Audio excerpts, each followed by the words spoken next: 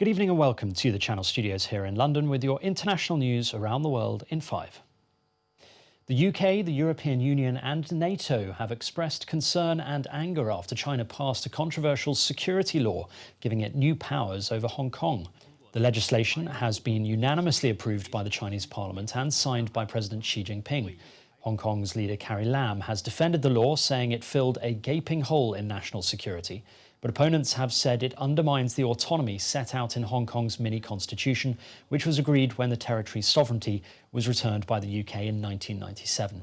This law risks seriously undermining the high degree of autonomy of Hong Kong and having a detrimental effect on the independence of the judiciary and the rule of law.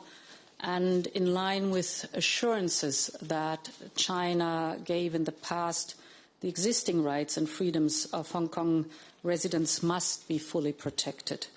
Meanwhile, India has banned dozens of mostly Chinese apps, including TikTok and WeChat, as it made its strongest move yet against China since a border crisis erupted between the two countries earlier this month. The ban is expected to have a big impact on Chinese firms, such as ByteDance in India, which have placed big bets in one of the world's biggest web service markets. Anti-China sentiment has long simmered in India over accusations of cheap imports flooding the country, but the border clash, which killed 20 Indian soldiers, has brought tensions to the fore, with calls being made to boycott Chinese products. Scientists in China have identified a new strain of flu that has the potential to become a new pandemic. The flu is carried by pigs, but researchers have warned that it could spread easily among humans and trigger a global outbreak. As it's new, people could have little or no immunity to the virus. Scientists have argued that measures to control the virus in pigs and the close monitoring of swine industry workers should be rapidly implemented. Meanwhile, local authorities in central China's Hubei province have taken relief measures to tackle the flood season as heavy rains have damaged several parts of the province, disrupting people's livelihoods. On Sunday and Monday, heavy rains hit the provincial city of Wuhan, with the largest rainfall within a day reaching nearly 166 millimetres. After several roads were severely waterlogged, the government's Water Bureau worked to deal with the floods using an emergency draining system. British Prime Minister Boris Johnson has promised to build as he unveiled government plans to soften the economic impact of coronavirus.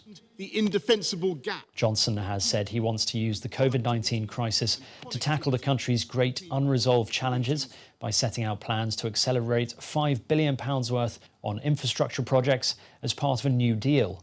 The announcement comes as one English town goes back into lockdown. After a worrying spike in coronavirus cases, non-essential shops and schools will shut down in Leicester this week.